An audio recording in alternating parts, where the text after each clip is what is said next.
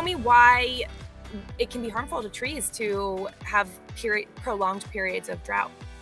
Yeah, so this is a really important thing I think for a lot of people don't really realize is that so when you have a drought, over 80% of trees have mostly superficial roots because that's really where they get all of their nutrients and water. There are some drought tolerant trees that have deeper root systems that need to get water, in the summertime that do go deeper, but generally trees don't really have much of a, tap root, so really they're getting most of their water on the surface. And when you have a drought, the lack of water makes the tree basically die back in the root system. So the root system shrinks, the canopy shrinks, you start seeing dead branches in the canopy.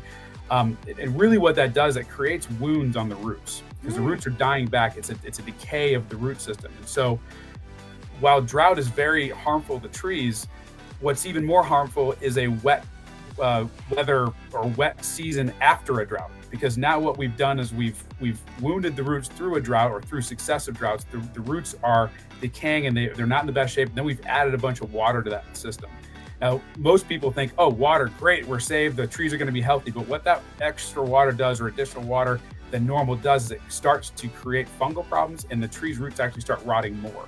So it's a kind of a 1-2 punch for a lot of these trees that are in a drought and then get an extreme amount of water afterwards. And then really we just need to get back to a very more measured level of water. And so just for people taking care of their trees, drowning your trees in water after a drought is not the best. You really want to kind of slowly move them through that process of getting them more water.